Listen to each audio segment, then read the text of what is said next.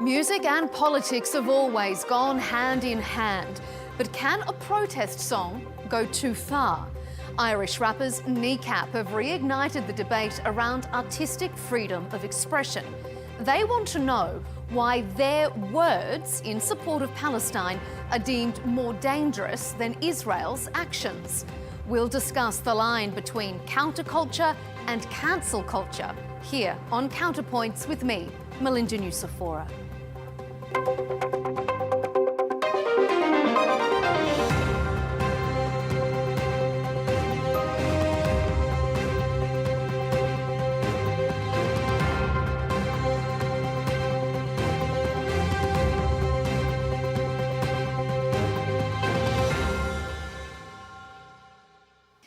Do you think a band should be allowed to say this on stage?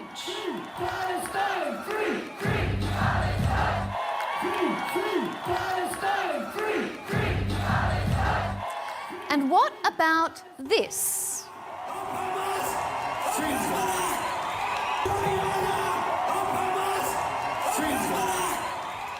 That's Irish trio Kneecap.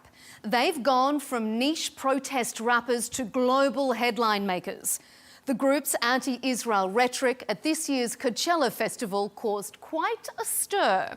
Then, a deep dive into their archives revealed that Hamas-Hezbollah chant, as well as a reference to killing Tory MPs. The global clutching at pearls came thick and fast.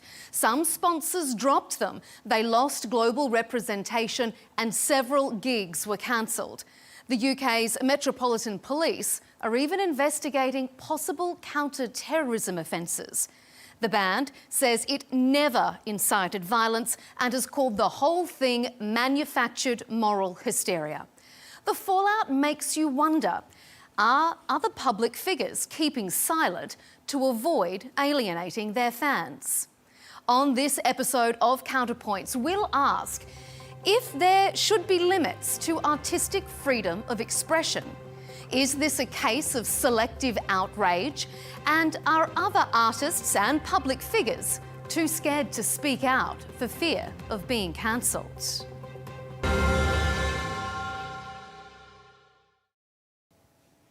Before we get into our broader debate with our three panellists, I want to welcome Daniel Lambert to the show. He's Kneecap's manager.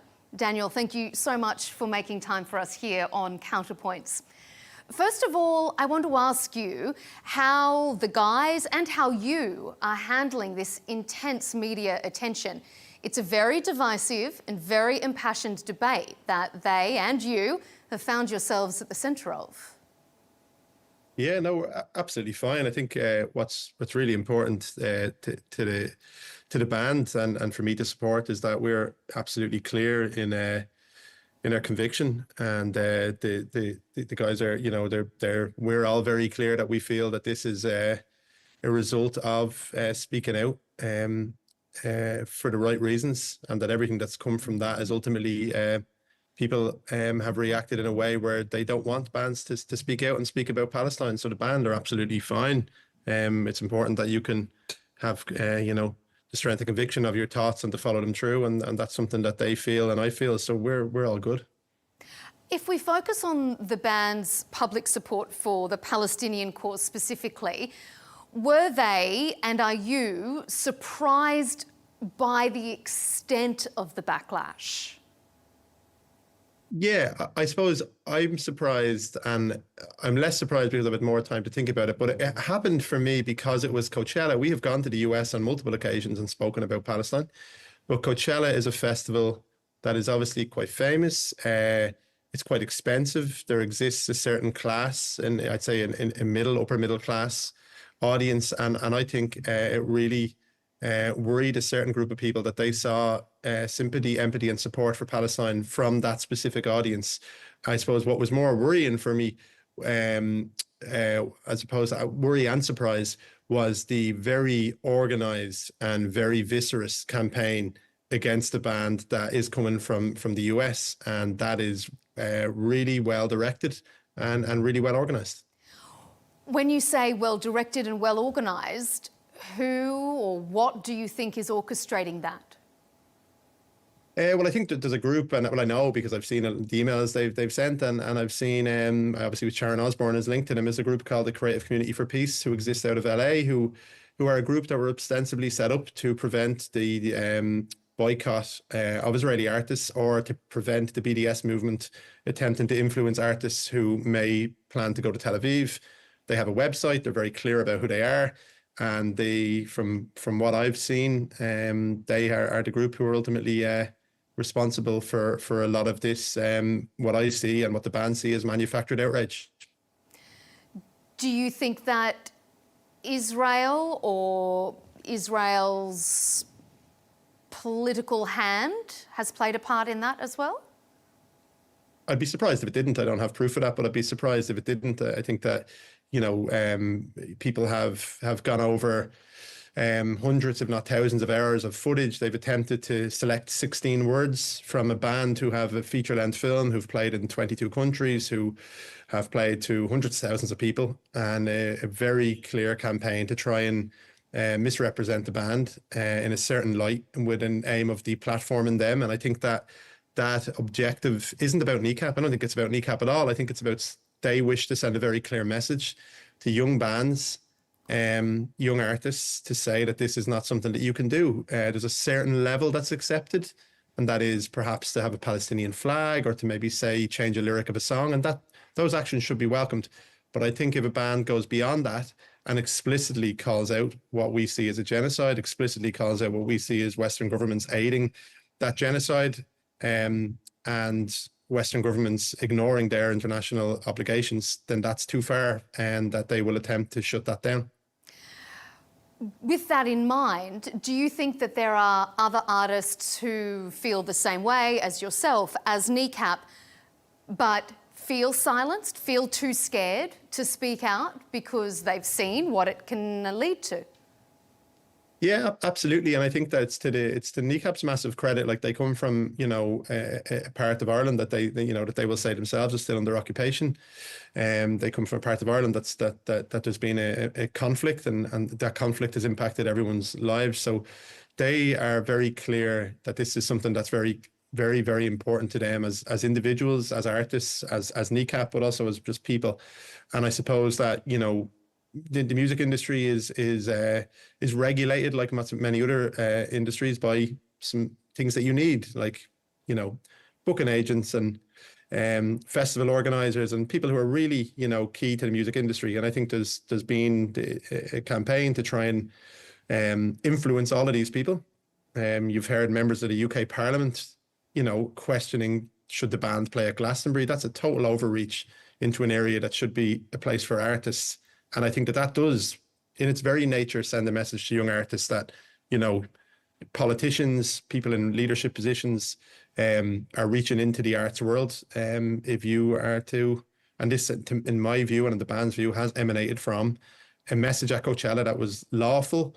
It was, you know, obviously pretty clear in its intention, but it was a lawful action that drew the ire of certain people who don't want young Americans to voice their support for Palestine. And we've seen that in terms of the attempt to shut down, you know, the voices of people on university campuses as well. I think young people's voices, it's particularly in the US, and particularly pro-Palestinian voices, are not being permitted right now. If we turn now specifically to the references on stage to Hamas and Hezbollah, which are designated terror groups in the UK, despite what other people's opinions might be about that, if the government has a very firm stance that it is unlawful to express support for a terrorist organisation, with that in mind, do you think that there are cases where there should be limits to artistic freedom of expression?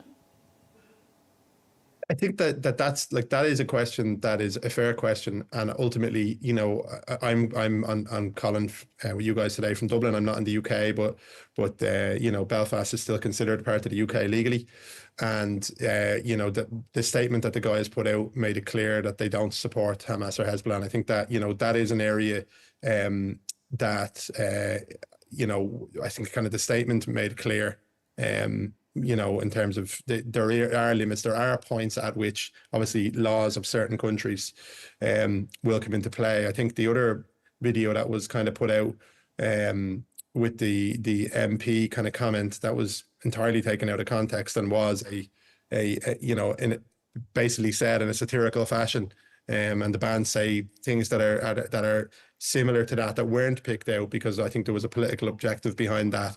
But obviously they have apologized also for hurt that may have been caused to people from that.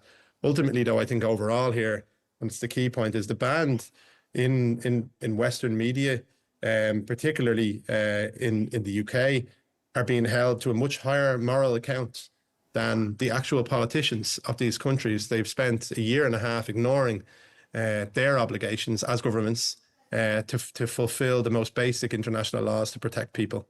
They've ignored them to such an extent now that it seems that Israel can openly say that it's going to engage in ethnic cleansing. These are the most grave crimes imaginable, and they are not being held to the same account as a rap group who ultimately are trying to highlight the Palestinian cause from a place of human decency and a place of really empathy, sympathy, and a real sense of sadness for what's happening to them. And those two things in terms of how they're held and legally, the most fundamental human rights of just people, to hold a band to a higher account than political leaders it's depraved. It doesn't make any sense. Yeah, on that, is that the most disappointing part? Is it the most surprising part? This idea of selective outrage, that perhaps Kneecap's words are more dangerous than the actions of different groups we are seeing playing out in the Middle East. Yeah, absolutely. But I think the power that Kneecap's words have isn't a danger. It's the power of their words, and bands who may do something similar is the ability to influence and provide a place for young people to demonstrate their support. And that is what, in my opinion, the Zionist lobby fears most. It's again, I'm going back to the universities, but we saw, and it's on the videos at Coachella, thousands of young Americans showing very clear support and very clear opposition to clear support for Palestine and clear opposition to what the US government is engaged in terms of their absolute support for the Israeli regime. And I think that's where the danger lies, to somehow equate the two. To your question in terms of, political leaders, the political leaders across the Western world, and I include Ireland in that, have absolutely failed in their obligations. And it's really just incomprehensible that they have allowed Israel to begin, 18 months ago. And if you just took the example of hospitals, deny bombing a hospital, then provide fake videos and CAD drawings of huge networks under hospitals, today have bombed every single hospital in Gaza. And this is what has been permitted. And Israel, to me, can act with total impunity. No laws apply to Israel. No Western government is holding them to account. And it's beyond tragic, and we can relate to that. As Irish people, we suffered from colonial occupation. We're the only Western nation that suffered from colonial occupation. And I think we can all relate to what's happening. We can't fully understand it because it's so vicious, but we have a certain level of empathy and understanding that maybe people in other Western states just don't have. Kneecap, as you have said, have put out a statement saying that they've never incited violence, they've never supported terrorism. With that in mind, is there a feeling amongst the group that perhaps their message stands, but they should have chosen their words more carefully? Yeah, I think, look, when you're in your early 20s and you're involved in hundreds of gigs, I think that you can selectively remove 5 or 6 words or 7 or 8 words from people's lives, and they may be things that you don't stand over in the cold light of day and things like that. But I think what hasn't been said is Kneecap have raised a lot of money for charities in relation to assisting Palestinians. They have consistently delivered, and like in hundreds of interviews, messages, anti-sectarian messages about uniting working class people, messages against division. The movie is very clear on what it stands for, the importance of language. The band have at multiple times made it clear that they do not support, in terms of the north of Ireland in particular, because that's something that's sometimes said, any level of violence today, that political efforts are, and they've made these things extremely clear on so many occasions. And, that is who the band are. at not one point has there ever been a report to police by anybody that has been at a Kneecap gig around any instances of hate or incitement to hate or incitement to violence. And they've played in front of hundreds of thousands of people from Australia to the US to Europe. So like that's who Kneecap are. And, this kind of mass hysteria that was created, particularly in the UK, literally coming from Parliament, is just absurd. It's absurd. As that was happening, we were 50 days into a siege. Children are starving to death. Keir Starmer got a letter last August signed by 30 doctors, in 30 UK doctors. And in that letter, they said that they had proof that Israel is assassinating children. Like Keir Starmer got that letter 6 months ago. No action has been taken. The UK is sending weapons to a state that its own doctors are saying are assassinating children. So, this created a comfortable place for politicians to kind of claim outrage and claim danger and claim all of these things, while at the same time, thousands and thousands of people are being killed in Gaza. It was total distraction. So, is it an easy deflection on the government's part? Is it easier to accuse Kneecap of inciting violence than acknowledging their own part, perhaps, in the violence? Absolutely. And I'd say that like their own part, like these states, the EU is just as guilty, Ursula von der Leyen, like the European Union and Britain. It doesn't surprise me. America has been a consistent, and you just need to look through the UN votes for the last, for several decades. The US will stand by Israel, it seems, irrespective of what Israel does. But Europe and I think and the UK, and I include Ireland in that. Ireland has been better than other nations, but I think we could do an awful lot more, have absolutely failed in the most basic responsibility they have, is to protect the most vulnerable people on earth. And they have absolutely failed to do that. What's even more worrying is not only have they failed to protect them, but they have actively given support to the perpetrators of these crimes, which is Benjamin Netanyahu and his government. And that is absolutely unforgivable. And it doesn't even register against that is ultimately the only issue. Everything else is manufactured distraction. The level of outrage that we've seen, not just in the UK, globally, does that make you concerned about the level of self-censorship it could cause from other bands? But is there a concern that Kneecap will self-censor as well? No, I think Kneecap have been very clear. Like our statement, when we talk about the two short videos that were taken, our statement makes clear the position of the band and that. But Kneecap have consistently, at Leeds, Reading, at Glastonbury, across Europe, in Paris, and Dublin, and Belfast, and LA, and New York, we have delivered the same message. We have tried to bring to young people just some facts around the gigs, that their governments are aiding this, and that what is happening is a genocide. And the band will continue to do that. As I said, it's not part, for them, this isn't something, that's part of the Kneecap performance. It's the band are very satirical. They mix absurd with reality in terms of the performances. But when they speak about Palestine, it's coming from a place of deep empathy, and it comes from their own life experience and their family's life experience. So Kneecap will not be changing its message on Palestine and the lads. It's not something that they would do. This is really, really important to them, and I hope it encourages other young bands, other young artists to have the bravery, I suppose, to speak out. And we see it, like we see Carlos and Fontaine's DC, we see Macklemore, we see lots of, actually not lots of artists, we see a small number of artists with big profiles, and I'd hope that we will see more. But, I think it's very clear what happens. We only saw the Louis Theroux documentary, Settlers, that was shown in the UK last week. Some of the people who featured in that documentary already under assault by the IDF and settlers. So it seems if you speak out and tell the truth, you become a target, but hopefully people have the bravery to do that. Just before we wrap up, I want to ask about comments made by John Lydon, also known as Johnny Rotten, from the Sex Pistols. He appeared on British morning television to say this whole thing was a publicity stunt and a scam. What do you make of those comments? I think it's sad for what the Sex Pistols stood for. That you've got somebody, I read some of his other comments today. He seems to be pro-Trump. He seems to be anti-immigration. These are just from things I'd read today. It seems to me that Johnny Rotten has lost all of the values that made the Sex Pistols such a special band, and I think it's pretty sad. you know, if that's what he thinks it's his view, he's welcome to his view. I wouldn't concern me in the slightest what he thinks on anything, given the things I've read about his views on other issues. We have really appreciated having you and having your perspective here on Counterpoints. Daniel Lambert, the manager of Kneecap, thank you for your time. Thanks a lot. Cheers.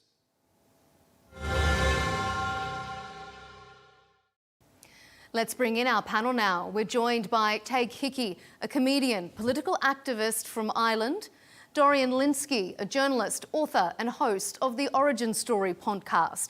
And rounding out our panel, Adela Cojab, an activist, legal advocate and author. Welcome to all of you here on Counterpoints.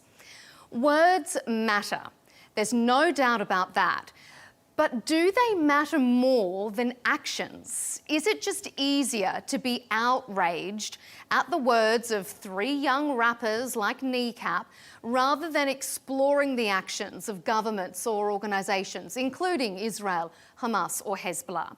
There's no doubt Kneecap has touched on a really sensitive topic, a host of sensitive topics. So I want to begin by asking whether you think this level of outrage is justified. Tadgh, let's start with you.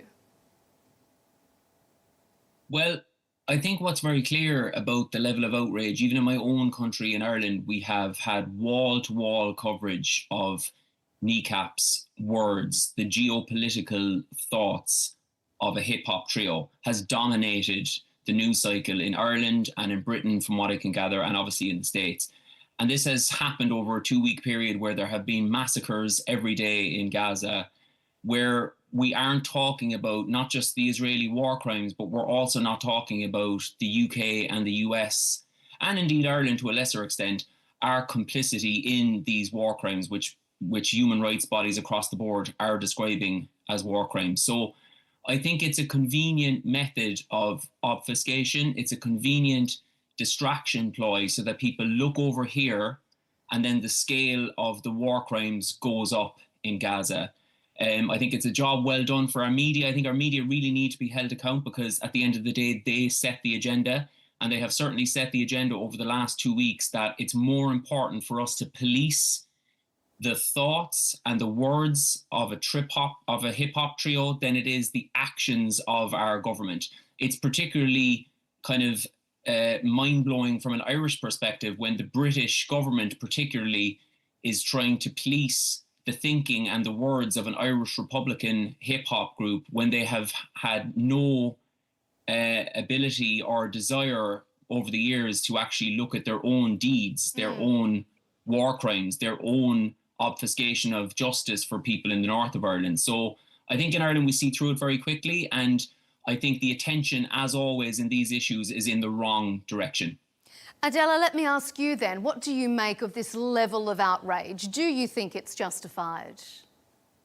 I think the level of outrage is absolutely justified. And I do find it interesting how we're talking about how the media focusing on this is a ploy to get attention away from what's happening in Gaza, when it was itself a media stunt. The goal was publicity. If you ask why did he go on stage at Coachella in front of an audience of hundreds of thousands, not only in person, but we're talking about social media, we're talking about the mainstream media, and display those messages, it is because you're looking for publicity. So that was the goal. So we can't be upset with the media for doing exactly what the band intended to do with their messaging, which is blow it up as far as we can. In terms of policing, I think that something that's important of looking at here, it's not just that they were displaying messages against Israel. The messages said up Hamas and up Hezbollah. And those are two very different things than just saying, down with the specific government.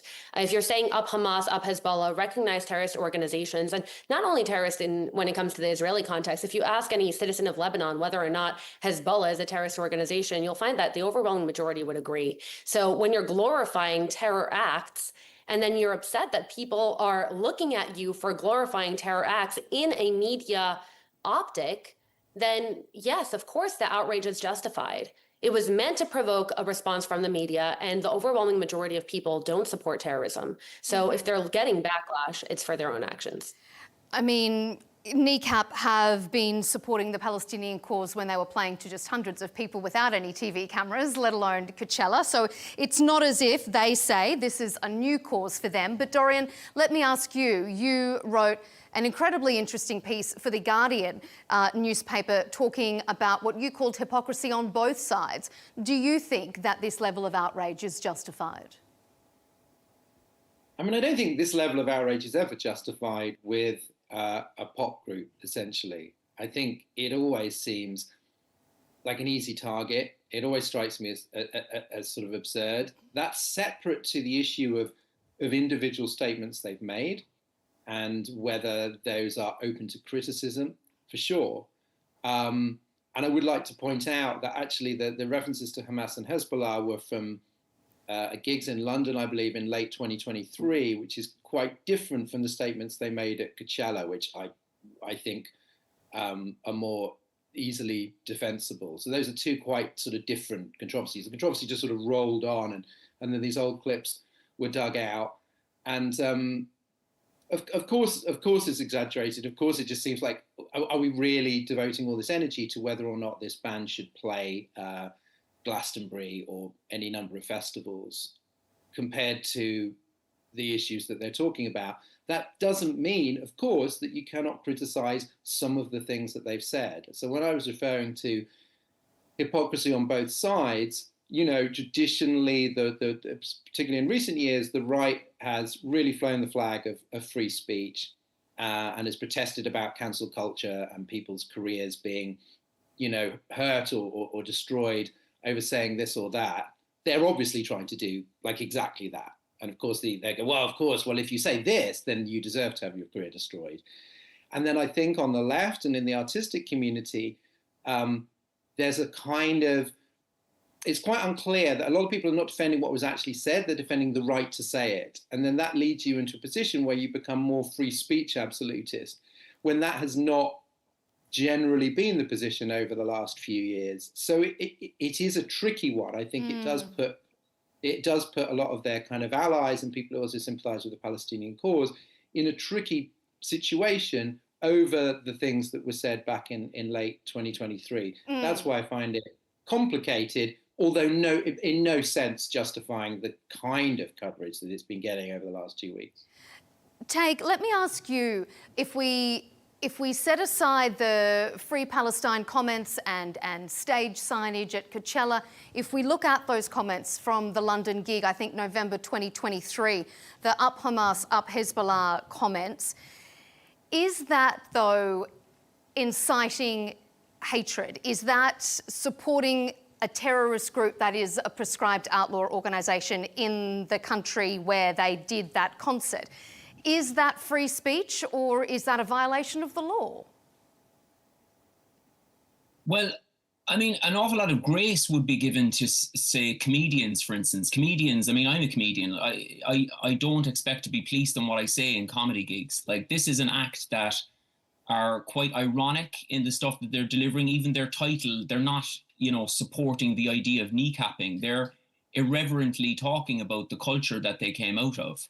Like, to scrutinize what they're saying at gigs and to be policing them, in my opinion, and I also agree with the idea that I'm not a free speech absolutist, but I also believe that there are things that you shouldn't say all out calling for specific acts of violence against particular people. Let's go to their houses and let's kill them right now. I'm not for that. But if we look at the big picture, this is art. Like, they're artists and they say stuff in context when they're performing their art, which is often ironical. I mean, I'll be consistent. I feel like attempts to censor Zionist acts in the arts world are also completely reductive and pointless. I wouldn't have supported the idea of cancelling Johnny Greenwood recently whatsoever, because I'm a proponent of, if both sides were allowed to express themselves artistically, then so many more people would support the Palestinian cause. That's why TikTok was banned, because people are naturally drawn to the Palestinian cause because, in my opinion, it's so obviously righteous and just. Would you say it, though? You were saying you're a comedian and you don't expect to be policed. Would you have said, Up Hamas, Up Hezbollah at a gig? I don't know. It's not something that I would have thought about. If you're suggesting to me, would I go and do it tonight?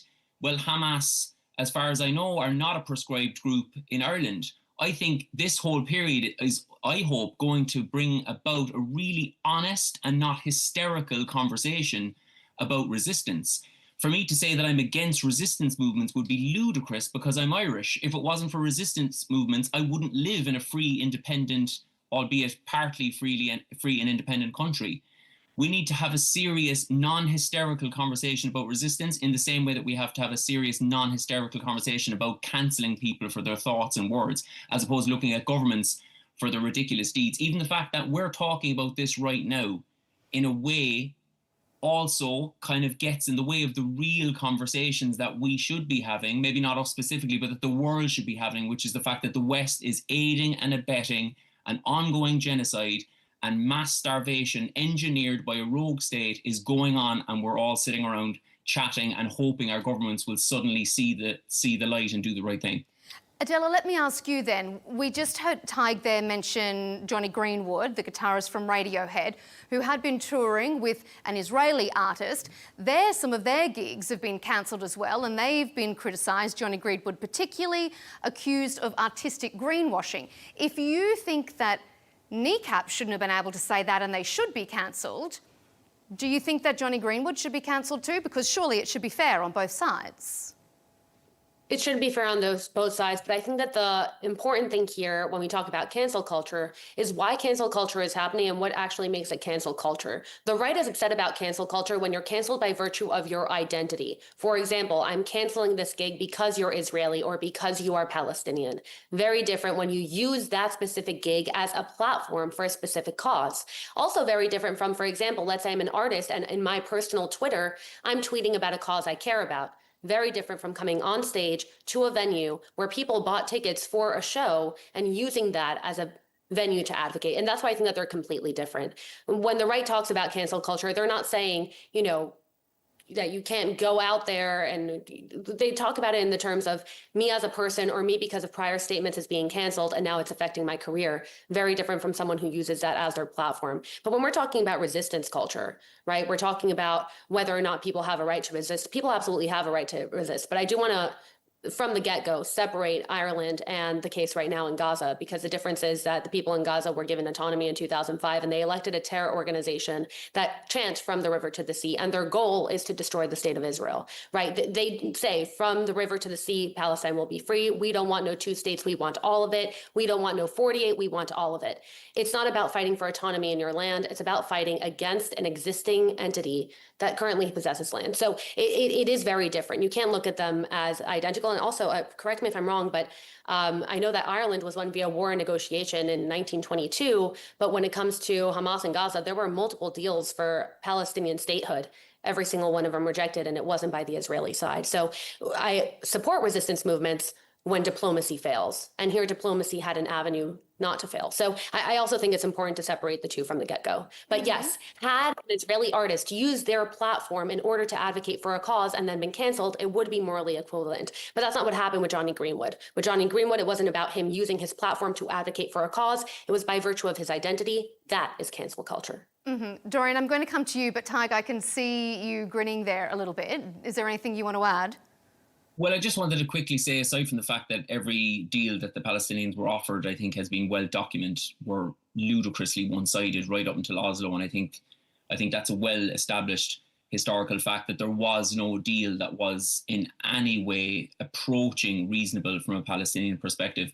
I would just like to tell your viewers that there are no political parties in Ireland, like with the exception of one or two who have come about in the last maybe 10 years, all historical parties in Ireland were linked to military groups. So the reason that we have a government, our first government had come directly out of a military group. Our opposition were the first associated political party with the IRA. The whole of Ireland comes from military resistance movements, because that's just what happens when you're an occupied, colonial experienced country and you've come out of colonial oppression, and that's just the way it is. Dorian, let me ask you, you've written a book about protest music. Is the Kneecap situation an example of selective outrage? Or if you are going to market yourself as a protest act, you kind of are asking for it? Well, it depends what you say. It depends what you say in your music and what you say on stage and what you say in interviews. I think the problem is that, I mean, the comparison was made there to sort of comedy. It's not quite the same, but there are certain things that are said in music, and you can look at the whole history of hip hop, and they're not exactly ironic or unfelt, but they're not meant to be taken seriously, right? Like there's a long tradition of rappers making claims in their songs, which, if true, then they would be mass murderers. Well, they're not, right? There is an element of performance there. And so sometimes I've come across many artists in the past who have sort of said that so-and-so politician should be shot, right? Which is one of the things that Kneecap said on stage. Sometimes that's caused controversy. Sometimes it's passed unnoticed. There is a sort of freedom to say provocative things in the world of music and I've seen people say things on stage, which I don't agree with, but it hasn't caused mass outrage in the room. So what has happened here is this sort of escaped the confines of the gig and of the musical world. And then you see that in black and white in the press and you think, wow, that's an appalling thing to say, saying go and shoot an MP. That's terrible. I was friends with university with Joe Cox, the British MP who was murdered. Obviously, I'm not going to go out there and defend that statement on its face. And so there is this kind of it's a kind of contextual shift, and that a lot of fairly outrageous things can stand in the world of music as they stand in the world of comedy. So that is different from actually therefore going, and then I think some people would then completely defend actually what Kneecap said on the face of it. That's a whole other debate about what you think of Hamas and Hezbollah.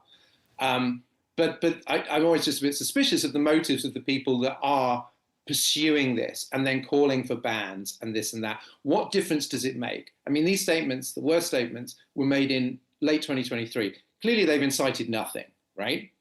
There is no, they've not inspired anybody to do anything. Most people at that gig would probably have just sort of let that slide. So that the out of proportion really, really worries me. But I would love it if they could clarify, perhaps, maybe what they did mean. It's like, well, do you think this should happen? Do you support those groups or do you not? But I think people are used to, in music, living in this kind of gray area, which can sometimes seem a little slippery, where it's like you both do and do not mean something. And that sort of grey area, it takes us to our next segment that I want to discuss, artistic freedom of expression. It's not just a privilege, it's a recognised human right, according to the UN. But in this modern age of collective outrage and cancel culture, is it a luxury our society just is no longer able to afford? Adela, with that in mind, I want to ask you, should there be limits to artistic freedom? It's a really good question. And I'm coming from the United States, so of course our laws are what they are. And when it comes to artistic freedom, of course, we have a broad array of laws. And the first thing is we have to ask, is it protected speech? Is it actually artistic, or is it something else, right? So when you talk about, for example, we were saying before, what did you mean by up Hamas? What did you mean by up Hezbollah? Would we be having the same conversation if in the context of the US, they said up ISIS or up the KKK? I think that if an artist in a platform as large as Coachella, or that has been platformed in a place as large as Coachella, came out to have said up the KKK, I think in the United States specifically, we would have the same amount of outrage and you would have the same amount of cancel culture. But again, you have to look at it individually. So speaking from the point of view legally, should there be limits to artistic expression? Absolutely. Absolutely. And we have those limits. Those limits do exist. And one of the main things that we look at is whether it's pure speech or whether that moves into action. So if they're calling for an action, so for example, they say down with the government, and then they say something like take action into your own hands, that's absolutely a limit. And I think that living in a country that does have laws, that's the social contract that you have. And we all understand what the laws are and we all play by those rules. And by the way, that's the same issue if we're talking about, for example, college campus free speech. That's where you saw free speech turn into action. It's no longer speech, and then that becomes actionable. So yes, there should be limits to artistic expression. I think we've seen limits to artistic expression. And actually, today is a really good day to talk about this. I don't know if you saw, but Kanye West just dropped his new song called Heil Hitler. And it starts with the words, my N-words, Heil Hitler. And I don't know about what your feeds are seeing, but my Instagram, since the song came out about 2 hours ago, has been full of Kanye West and people canceling him for the billionth time. So we're talking about artistic outrage. We're talking about, specific outrage, chosen outrage. We're talking about selective outrage. I don't think it's selective. I think that when you say something truly outrageous, there will be outrage. And in the case of Kanye West and in the case of Kneecap, I've seen both.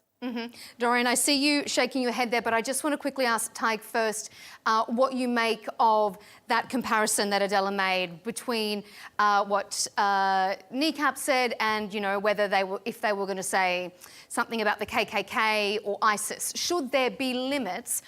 As a comedian, shouldn't you be able to have artistic freedom of expression like the UN prescribes? Well, I'd first of all argue that if somebody said up Al-Qaeda, for instance, in the US at the moment, it could be taken as a compliment when the West have totally embraced a former Al-Qaeda leader as the current president of Syria. But I think, again, I would agree with the point on the social contract if the social contract still had any meaning. I think most people in the West now are seeing that there actually isn't, and most people in the global South primarily, I suppose, see that there are no rules. There is no international law. There is no social contract. If somebody says something outrageous, they should be cancelled and they should have, there should have repercussions for that. I agree with that. But at the risk of being tedious, a state backed by the strongest state in the world is carrying out outrageous acts as we speak right now. And there are no repercussions. But what about what Adela was saying with the Kanye West's new song? Surely there are limits to what we can accept.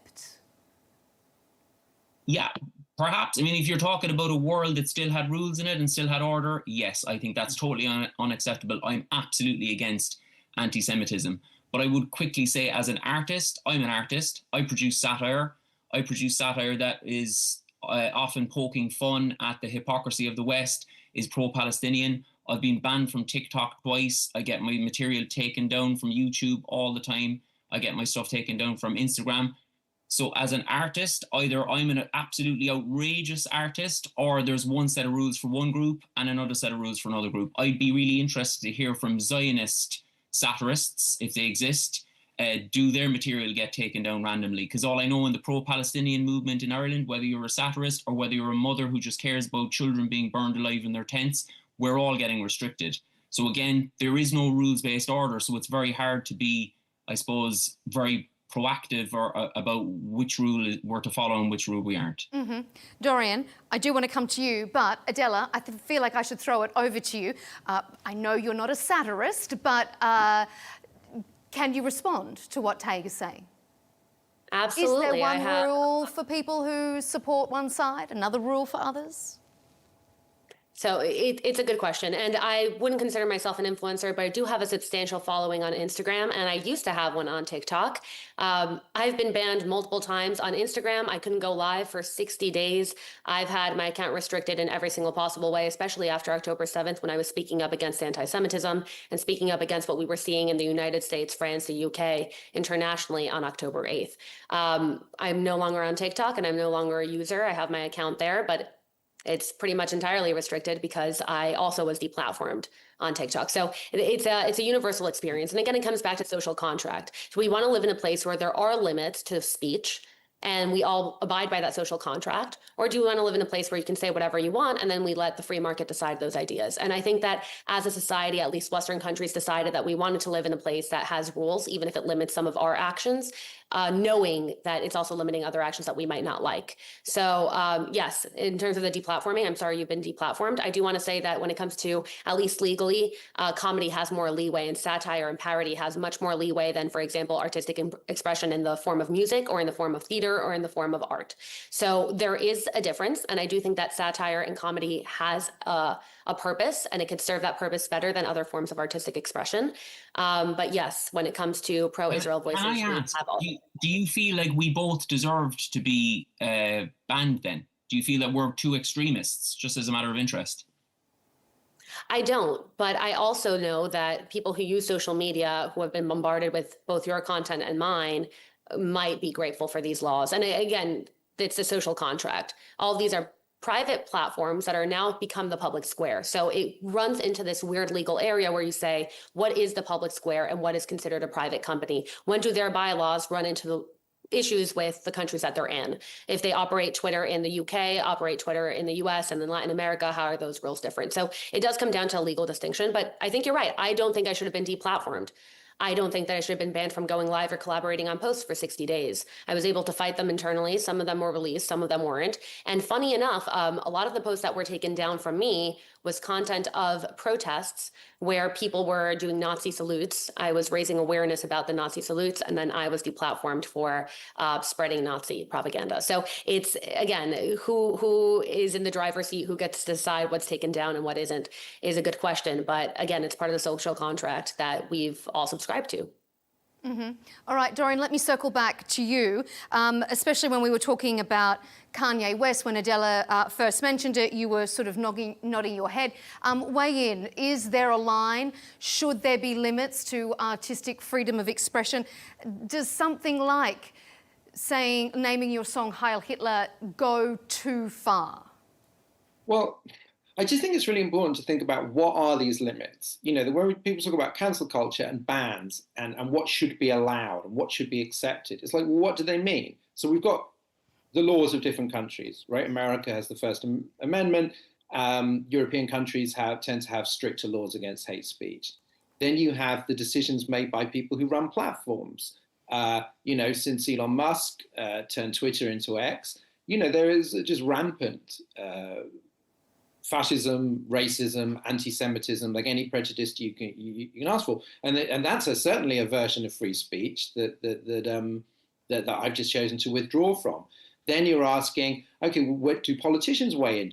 Should politicians be pressuring record labels, be pressuring festivals? You know, there's a famous case in 1992 about Ice-T's rock band Body Count, and they had a song called Cop Killer, and there was enormous pressure from police lobbying bodies and the President George H.W. Bush, on the record label to delete this song, right? So there's all these kinds of things. Do I think that Yo's song Heil Hitler is sort of disgusting? Yes. Does most of the music community? Yes. Like, he's not appearing on bills, he's not working with the people he used to work with. Do I think that it should somehow be like banned, wiped from the internet? You know, probably not. And probably that would be, you know, there's probably no legal mechanism to do that. So I just think having some real clarity about what it means to sort of not accept something, and the difference between, for example, somebody being genuinely, truly outraged by what Kneecap said and a politician asking a festival to drop them from the bill. Those are two like really different things. And then what if somebody said, well, their album should be withdrawn. They shouldn't be allowed to do this. They shouldn't be allowed to do that. So what you're really asking is, it's a lot of different questions about different mechanisms, everything from social disapproval to the law via boycotts and no platforming and bans and so on. And so I do think that all these arguments have to be quite precise and case by case and sophisticated, because it's never free speech versus no free speech. You mentioned Cop Killer, which really segues nicely into our final segment, because this kind of public flogging of artists is not necessarily new. Back in 1992, Sinead O'Connor was slammed in the US for ripping up that photo of the Pope in protest against child abuse in the Catholic Church. The Dixie Chicks, now known as the Chicks, they effectively killed their career for years when they criticised President George W. Bush's war in Iraq. And so now we're seeing things like venues being cancelled and sponsors being pulled out. Tadgh, do you think that we now run the risk that artists and public figures are just too scared to speak out? They're too scared to say anything. They will self-censor for fear of being cancelled? Absolutely, definitely. I mean, I'm definitely seeing it in the comedy world where, I know a lot of people in Ireland and Britain would be privately very supportive of the Palestinian cause, for instance, but would be afraid to speak out in public because I suppose they don't want to be, in my view, wrongly accused of being anti-Semitic. And secondly, because I just feel in the West we've become so completely beholden to consumerism and to the capitalist pursuit of the good life, and people have got work opportunities and they don't want to upset their brand deals. I think it's a sad state of affairs in music as well. I mean, the musicians I grew up listening to, the punk artists, the rock artists, that like if there was an injustice going on in the world, they would be making albums about it, and people have just become, I don't know, just the consumerism has kind of thwarted freedom of expression. But you will pay a price. Like, I mean, any of the artists I do know, including myself in this part of the world, in Ireland is seen as a relatively pro-Palestine country. I find it extraordinarily hard to get any commercial work because I've spoken up. People can go and look at the historical record. I haven't been shouting about how amazing Hamas are or anything like that. I've just been advocating for people who are going through in what I believe and many human rights organizations believe is a genocide. I'm just advocating for them. A lot of them are my friends. I can't get any work in Ireland since October 7th. I used to get a lot of voiceover work. I haven't had any voiceover work in like a year and a half. Perhaps I've just overnight become a really terrible voiceover artist, but it seemed a little bit fishy to me. And a lot of people experience the same. So you will pay a price if you speak up. So I understand that's the way neoliberalism has worked, that you toe the line or else you don't get work. And you just have to choose between your authenticity, your humanity, or your pay packet. And I'm very happy with the decision that I've made. Adela, let me ask you to comment on that. There are claims by some in the field that an Israel lobby is behind this cancelling, this pressure on groups such as Kneecap, perhaps such as Tadgh. What do you make of those claims? Well, I can't speak to Israel lobbies because I'm not a part or a member of any of them. But what I can say is that I've actually seen the opposite from my friends that are in the industry. I have friends that are beauty influencers that are in theater that have pretty large followings. And they felt that after October 7th, after the boycott lists went out, if you didn't speak up about Palestine and you didn't post something on your story, you would end up in a circulated boycott list. And some of them lost tens of thousands of followers. So it's interesting that you feel it in the opposite direction, where people have to self-censor out of fear of being canceled. But I've met a lot of people that felt that they were compelled to say things they don't quite believe or they don't quite stand behind in order to continue to work or to continue to keep their followings. So I think that when both sides are feeling pressure in this way, it means that we have to have a conversation instead of having boycotts. And I think you're right. I think a lot of people have been avoiding having the conversation. But when it comes to Israel lobbies, I mean, I'm not aware of any coordinated effort. What I do know is email lists, which is the same thing that you see on either side. When Colombia does something that we don't agree with, or an artist does something that you don't agree with, email campaigns go out. I've seen them on both sides. I'm on both email lists. I don't think that there's any tactic that's new. Dorian, what about you?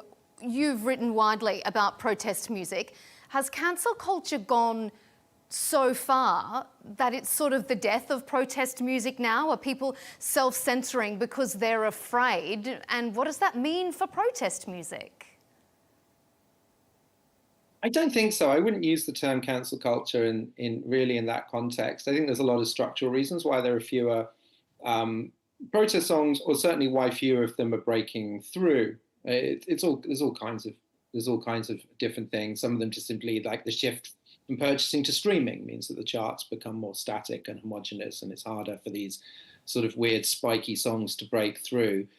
And I think that unfortunately, a product of the social media era is that people are more nervous about what they say and where that can be picked up. There are things that people said in the music press back in the 80s that I'd never heard of. I came across them in my research and I was like, I cannot believe that I've just never heard of this, that they never got into trouble for this. So there was more sort of freedom to speak then, for sure. But that doesn't mean that people are fearing a particular lobby, a particular government.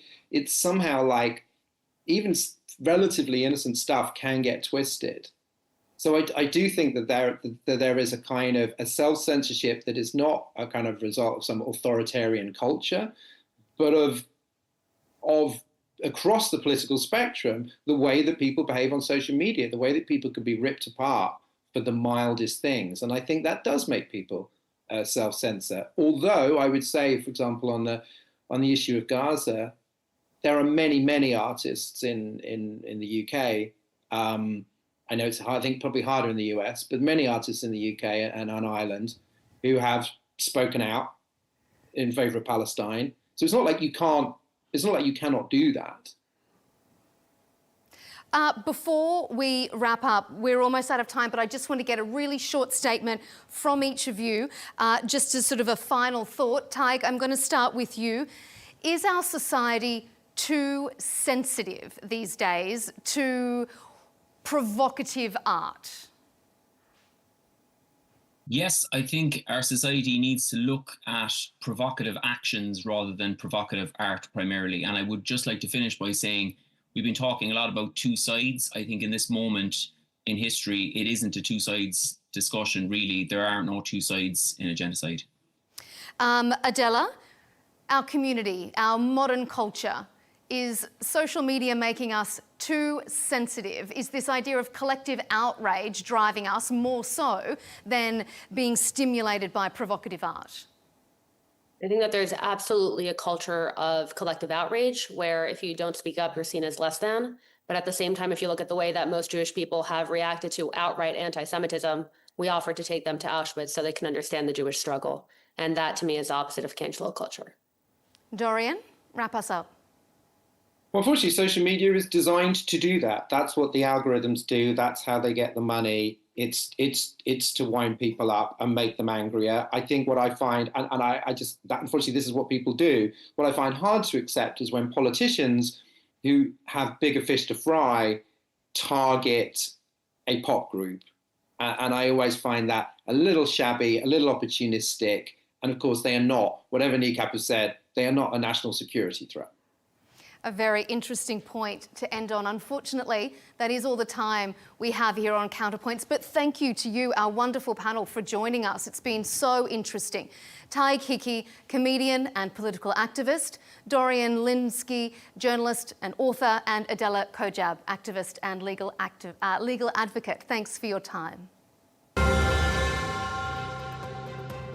And as always, thanks to you at home for tuning in to Counterpoints with me, Melinda Nucifora. You can catch all our episodes on Al Arabiya English's YouTube channel and of course follow us on X and TikTok. We'll see you next time.